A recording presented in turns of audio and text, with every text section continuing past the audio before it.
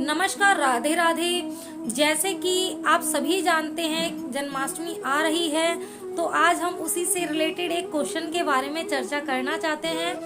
तो मैं शिवानी स्वागत करती हूँ आप सभी का एक बार फिर से मेरे चैनल अविशाज में, और वो भी अपने कन्नू नन्नू के साथ। जैसे कि आप सभी जानते हैं कि जब भी कन्नू नन्नू मेरे साथ होते हैं तो कोई ना कोई ठाकुर सेवा से जुड़ी या पूजा पाठ से जुड़ी बातें होती हैं जो मैं इनके साथ में आप सभी तक पहुंचाती हूँ, लेकर आती हूँ। तो आज का जो टॉपिक है वो मैं आप सभी के साथ डिस्कस करूंगी। उससे पहले मैं ये कहूंगी कि वीडियो को अंत तक देखना बिल्कुल ना भूलें, और अभी तक अगर आप विश्वास को सब्सक्राइब नहीं किया है तो सब्सक्राइब कर लीजिए और बेल बटन दबाना बिल्कुल ना भूलें। तो चलिए आज स्टार्ट करते हैं वीडियो।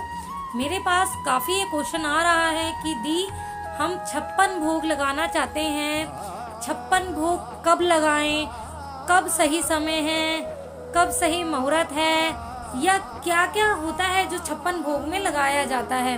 क्या आम भोग जो है वो हम 56 भोग में काउंट कर सकते हैं कि नहीं कर सकते। तो इसी के साथ आज मैं वीडियो की शुरुआत कर देने वाली हूँ। तो सबसे पहले बात करते हैं कि 56 भोग कब लगाएं। तो 56 भोग देखिए, अगर आपका बजट है, आपका सामर्थ्य है, तो बेशक आप डेली लगाइए। वो आपके भाव है, आपका जो बजट मैं कहूँगी, आप 56 भोग डेली लगा सकते हैं तो डेली बेशक से 56 भोग लगाइए। वरना अगर आप वाकई ऐसे मन से चाहते हैं तो आप लल्ला की छठी पर 56 भोग लगा सकते हैं। कई लोग जन्माष्टमी पर भी 56 भोग लगाते हैं। आप लोग नए साल पर भी 56 भोग लगा सकते हैं। अपने लल्ला के बर्थडे पर भी 56 भोग लगा सकते हैं। आप दिवाली पर भी 56 भोग लगा सकते हैं। इसी के साथ साथ अगर आपके जीवन का कोई खास समय है, आपको ऐसा लग रहा है कि आज हमारा सबसे खास दिन है जो हम प्रभु के साथ एंजॉय करना चाहते हैं, तो उस पर भी आप 56 भोग लगा सकते हैं।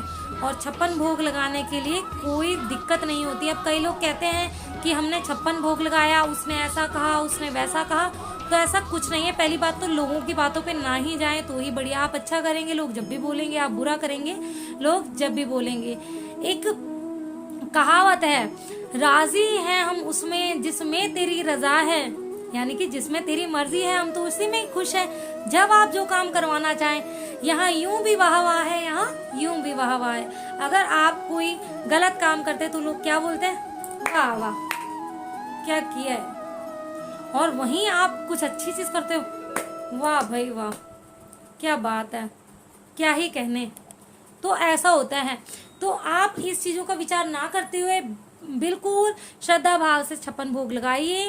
मैं अपनी बता रही हूँ, मैं जो 56 भोग लगाती हूँ वो जन्माष्टमी पे लगाती हूँ और राधाष्टमी पर लगाती हूँ, ठीक है। और इसके बाद आपका बजट है कि आप जो है बर्थडे पर भी लगा सकते हैं। जैसे कि मैंने बताया, मैं अपने लल्ला का बर्थडे काफी सारे ठाकुर जी को निमंत्रित करके मनाती हूँ। जैसे कि हम अपने बच्चों का मनाते हैं, जैसे कि मेरे बच्चे हैं, तो जैसे मैं अपनी बेटी के बर्थडे में उसके सारे फ्रेंड्स को बुलाती हूँ, वैसे मैं कन्नू नन्नू के बर्थडे पर भी सभी फ्रेंड्स को बुलाती हूँ।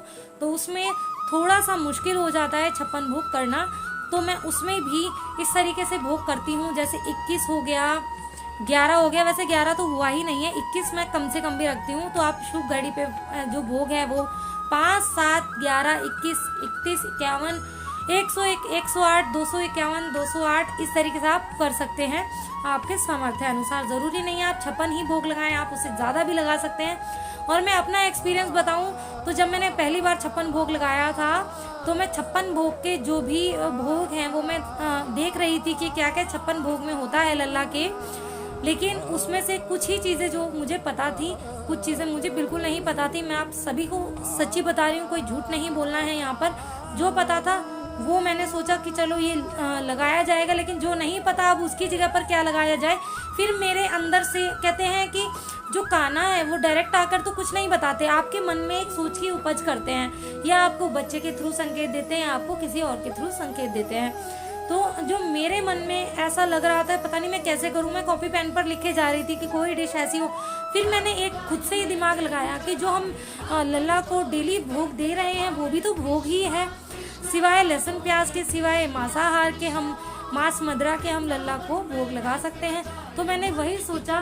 फिर मेरे भाव में ये आया कि मैं अपनी तरफ से जैसा मुझसे बन पड़ता है मैं 56 भोग लगाऊंगी। और आप यकीन मानिए पहली बार जो मैंने 56 भोग लगाया उसमें 80% जो आइटम थी वो सभी मेरे अपने हाथों से बनी थी, 85 भी आप कह सकते हो। और आप यकीन मानेंगे मैं 56 भोग लगाने की कोशिश कर रही थी, जो कि मुझे काउंट भी नहीं हो पा रहा था कि 56 मैं कैसे पूरे करूंगी। और वहीं लल्ला की कृपा, अगर इनको लेना है 56 भोग तो ये जब मर्जी लगवा लेंगे, उससे ज़्यादा भी लगवा लेंगे। तो फर्स्ट टाइम जो मेरा 56 भोग लगा था वो 62 भोग हो गए थे, और जो 63 वहाँ फ्रीज में रखा हुआ मैं भूल गई थी, जो कि थी एक पेटे की मिठाई।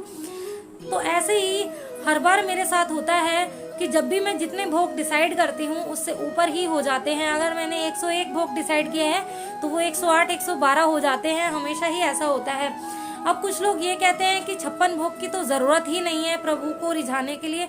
तो देखिए ज़रूरत तो कुछ भी नहीं है और कहने को सब कुछ है।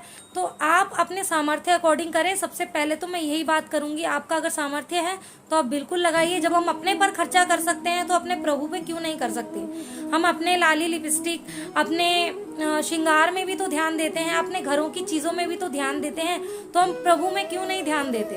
हम प्रभु के लिए क्यों इतने कंजूस हो जाते हैं। तो मेरी तो ये आदत है कि अगर मैं अपने लिए कुछ चीज़ मंगाने की सोचती हूँ तो मैं ये सोचती हूँ अगर मेरा काम इस चीज़ के बगैर भी चल रहा है तो छोड़िए, मैं इससे मेरे लल्ला की कोई चीज़ ले आती हूँ या मेरे लल्ला के लिए ये कार्य कर देती हूँ। तो मेरी आदत तो भाई ऐसी हो गई है लल्ला के आने के बाद कि ये पहले मैं बाद में। अब बात आती है, जैसे कि मैं बार बार कह रही हूँ, फाइनेंशियली कीजिए और आप जो है देख लीजिए आपका सामर्थ्य है फाइनेंशियली तभी कीजिए। अब बात रही घर में भोग बनाने की, तो घर में भोग बनाने के लिए आपका फिजिकली सामर्थ्य बहुत इम्पॉर्टेंट है। ऐसा नहीं कि मैंने कह दिया तो आप लग गए घर में भोग लगाने, आपको चक्कर आ रहा है, आपको सब कुछ आ रहा है, क्योंकि आप सभी को पता है त्योहारों में बहुत काम बढ़ जाता है। और कई जो होती हैं फीमेल्स या बॉयज़ भी कह लो, क्योंकि ऐसा ज़रूरी नहीं फीमेल्स ही लड्डू जी की सेवा करें या ठाकुर जी की सेवा, मेल्स भी करते हैं। तो आप अपने सामर्थ्य के अकॉर्डिंग कीजिए। ऐसा नहीं कि आप पूरे दिन काम में लगे हैं और आपको चक्कर आ रहे हैं और आप ये चीज़ें कर रहे हैं, आप गिर पड़ रहे हैं। ऐसे में भी प्रभु परेशान हो जाते हैं कि उनकी सेवा के कारण आपको कष्ट पहुंच रहा है। तो भाई बात रही मेरी, तो मुझे तो आदत है और पता नहीं ऐसा क्या होता है कि जब भी लल्ला से जुड़ा कोई खास दिन होता है या प्रभु से जुड़ा, मेरे अंदर अपने आप ही शक्ति आ जाती है। मुझे तो ऐसा लगता है मेरा आखिरी समय भी चल रहा हो तो भी प्रभु के लिए मेरे अंदर शक्ति आ जाएगी, पता नहीं कैसे। ऐसा मतलब मेरा भाव है, मैं अपना भाव आप सभी के साथ में शेयर कर रही हूँ। तो आप 56 भोग के लिए कोई भी ऐसा भोग है, कोई भी आप मिठाई ले लीजिए, कोई भी आप घर में बना भोग ले लीजिए। जैसे कि मैं आप सभी को बता दूं, अभी अगर चीले पर ही जाएं तो हम 4 से 5 तरह का चीला इजीली अपने घर में बना सकते हैं। लाइक प्लेन चीला, मीठा चीला, नमकीन चीला, आलू चीला, पनीर चीला, मटर चीला, इस तरीके से आप बना सकते हैं। सेम ऐसे कचौड़ी में भी वैरायटी होती है, ऐसी पकौड़ी में भी वैरायटी होती है। तो आप खुद लगा लीजिए कि ऐसे ऐसे करते करते कितनी वैरायटी हो जाती है। फिर आप ड्रिंक में 5-6 तरह की ड्रिंक आप दे सकते हैं। शिकंजी, शरबत, रायता, जूस, कोल्ड ड्रिंक, इस तरीके से आप कोई भी 5-6 चीज़ें कर सकते हैं। जलजीरा, रसना, कोई भी ऐसी चीज़ जो आप ठाकुर जी को भोग लगा सकते हैं। टाइप की पेस्ट्री, क्योंकि आप देख रहे होंगे आजकल पेस्ट्री भी एगलेस आती हैं। पहले के ज़माने थे जब एगलेस नहीं मिलता था, आजकल केक एगलेस मिल जाता है, पेस्ट्री एगलेस मिल जाती है। तरह तरह का हलवा, तरह तरह की पूरियाँ, तरह तरह के व्यंजन आप अपने लल्ला को 56 भोग में भोग लगा सकते हैं। बात आती है बस भोग 56 होने चाहिए, उसमें क्या है ये प्रभु नहीं देख रहे हैं। बस प्रभु को स्वाद आना चाहिए जो आपके भाव का है, जो आपकी मेहनत का है, ठीक है ना। और इसी पर मैं अगर चाहूँ, आप घर में नहीं कर सकते और अगर आपका फाइनेंशियली सामर्थ्य बहुत सही है और आप 56 भोग लगाना चाहते हैं, तो आप जब हलवाई के पास जाते हैं, स्वीट्स वाले के पास जाते हैं, तो वह आपको बने बनाए 56 भोग के थाल देते हैं जिसमें 56 मिठाई होती हैं। किसी मिठाई का उसमें 1 पीस होता है जो बड़ी है, और छोटी छोटी के 2 से 4 पीस होते हैं। इस तरीके से वो 56 भोग का थाल आता है, जो कि 1100 से 1200 रुपये तक का आता है, जहाँ तक मेरी नॉलेज है। क्योंकि मैंने अभी मेरे किसी रिलेटिव ने जब 56 भोग लगाया था तो उन्होंने बाहर से ही मंगवा करके लगवाया था, क्योंकि घर में बनाने का हर किसी का सामर्थ्य नहीं होता, जैसे कि मैंने कहा।